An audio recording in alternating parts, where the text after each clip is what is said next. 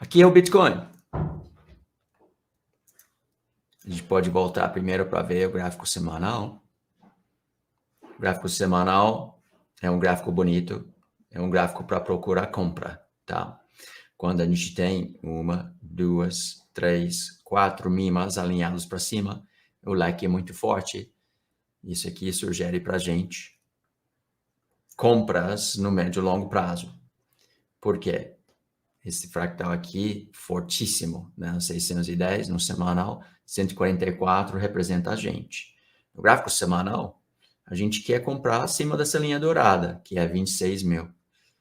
A única coisa que eu vejo é que a gente tem uma divergência negativa aqui. Dá para ver a distância entre essa linha vermelha e essa linha azul? Essa distância é menor. Então, isso quer dizer o quê? Pisou no freio. O Bitcoin pisou no freio aqui. Então, ele fez um novo topo, mas ele não acelerou. Quando você acelera, você faz a distância entre linhas ficar cada vez maior.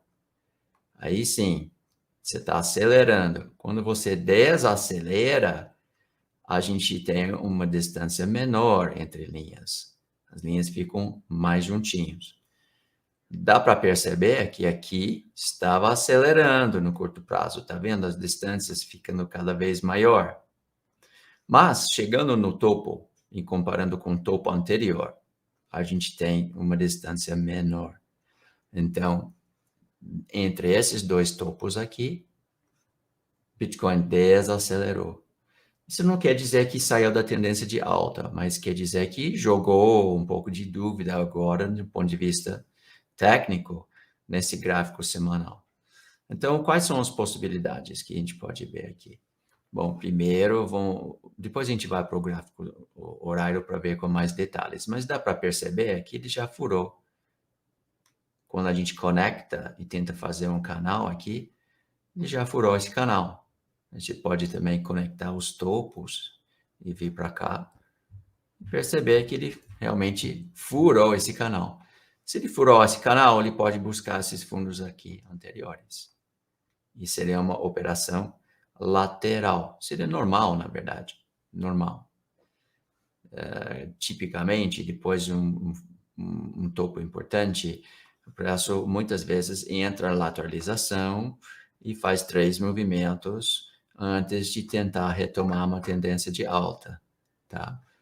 Então, no gráfico semanal, a gente tem que realmente considerar a possibilidade de cair até de novo que esses fundos nos 29 mil, 30 mil. Isso é possível. E se a gente desenhar esse cenário utilizando o Ficube, também essa possibilidade existe. Por quê? Se a gente desenhar o preço aqui para o fundo anterior, voltar para testar o topo, a gente tem 8,34 virando para baixo, que mandaria o preço de novo aqui para dourado, tá? Então, esse é o gráfico semanal. E eu coloco isso aqui porque eu quero que todo mundo entenda que existe essa possibilidade. E tem que ser respeitado essa possibilidade. Né? Porque desenhando ali no gráfico ele parece. Então, existe uma probabilidade sim. Mesmo que seja menos do que 50%, a gente precisa sempre respeitar as possibilidades, tá? Então, prepare-se que essa possibilidade de testar de novo 30 mil lá embaixo no gráfico semanal. Que seria um outro cenário? Que o preço agora estabelece suporte ao longo desses fundos aqui. Então, em vez de furar e cair, quem sabe que ele vem para cá, segurar essas linhas aqui, não cruzam para baixo e o preço já começa a reagir para subir. Então, eu te dou 2 cenários, sempre existem 3 cenários, né? Pode ser para cima, para baixo ou para o lado. Nesse caso, eu vejo 2 cenários. E os 2 cenários estão para cima no longo prazo. É uma questão mais que ele vai virar à direita aqui, dar uma volta no quarteirão, ou se ele vai continuar em tendência de alta direta e voltar e testar esses topos anteriores aqui, tá? De qualquer maneira, eu não acho que seja um bear market. né? Eu não acho que seja bear market ainda aqui no Bitcoin. Vamos ter mais detalhes aqui no gráfico diário. A gente vai no diário agora. E com esse mesmo modelo, nós podemos ver também algumas dicas, tá? Primeira coisa, vamos como é que fala?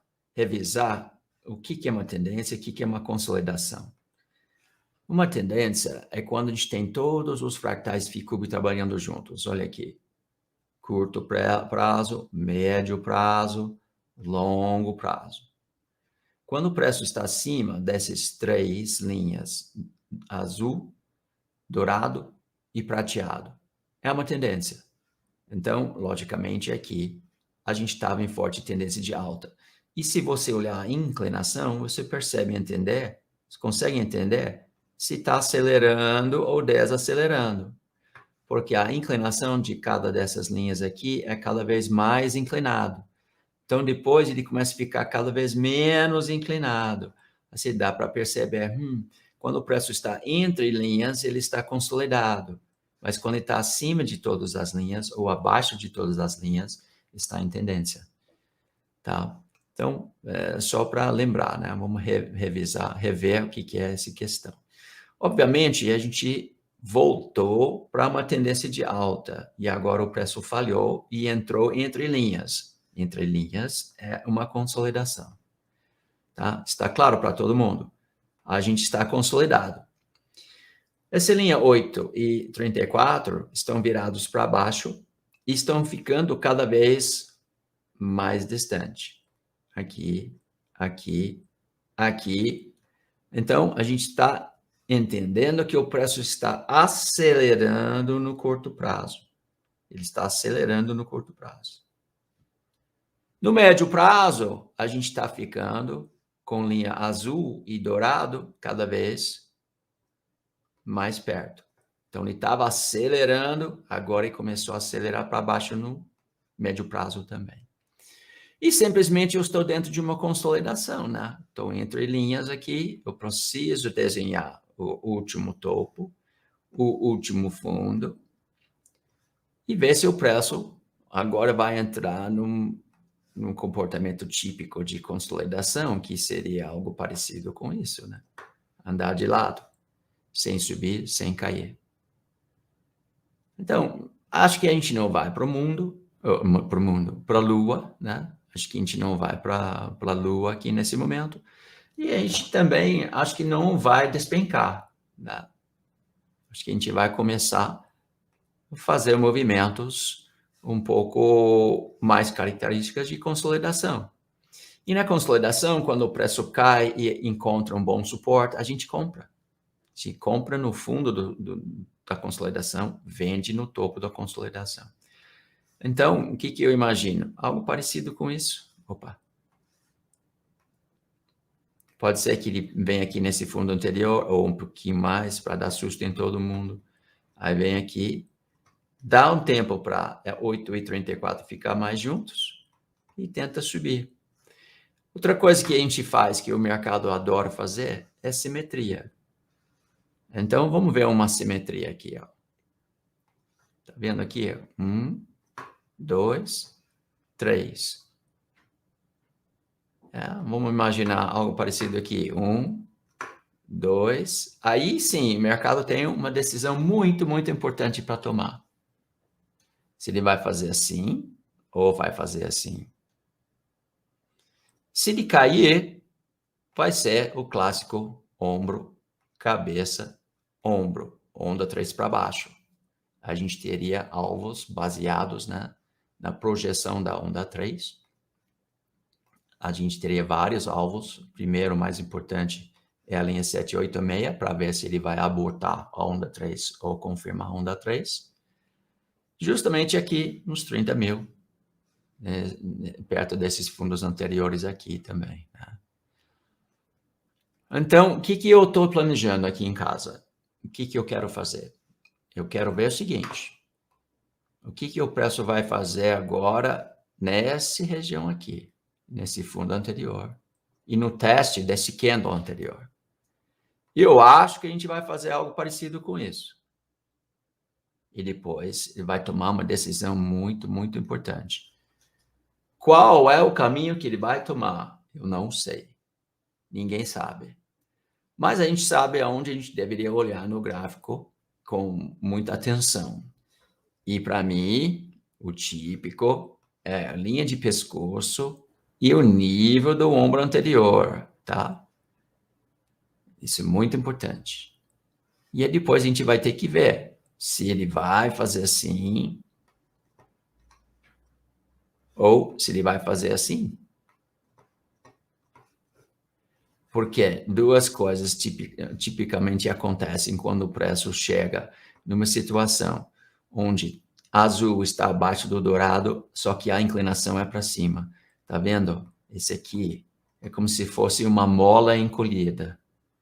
E a mola pode, bum, mandar para cima, devido às inclinações positivas, ou pode assim, falhar e fazer nosso ombro direito, onda 3 para baixo. Então, vamos deixar o que eu acho que vai acontecer? Lembrando, gente, o seguinte, eu sou o mestre Ficube, é um trade system que funciona muito bem, mas ele não é capaz de adivinhar o futuro, né? Não tem nenhum ser humano que faz isso com consistência. A gente pode acertar 60%, mas ainda tem 40% de chance de o preço fazer qualquer coisa não desejada. E ele não conhece a gente, o preço faz o que ele bem entender, quando ele quiser, e a gente tem que respeitar isso, né? Então, lembrando que o que eu estou desenhando aqui no gráfico não é o futuro, é o meu plano. Quero deixar muito claro para todo mundo. Quando eu desenho no futuro, eu estou desenhando o meu plano operacional. Agora, se o preço não seguir o meu plano operacional, sabe o que eu vou fazer? Eu vou mudar meu plano operacional. E eu estou nem aí se eu falei que eu acho que vai subir e ele cai. Eu não estou nem aí se eu falo que acho que ele vai cair e ele sobe. Eu mudo de ideia assim. Ou como os brasileiros fazem. E aí eu não me como é que fala? Arrependo. E também não estou nem aí com os haters que dizem, cara, você não sabe o que está acontecendo, você fala que vai subir, ele caiu, você fala que vai cair, ele subir, porque eu estou tradando, eu estou operando. A análise faz parte disso, tá? A análise é fundamental para quem opera. Mas gerenciamento de risco, capital e também gerenciamento do lado psicológico, mais importante ainda, tá? Nós não controlamos preço e não tem como controlar ele no gráfico financeiro. Ele faz o que ele bem entender. Quando a gente identifica que ele está num ponto importante para tomar decisão, a gente identifica o risco, a gente identifica a recompensa, né, o alvo, e decide entrar na operação sim ou não. É tão simples assim, tá?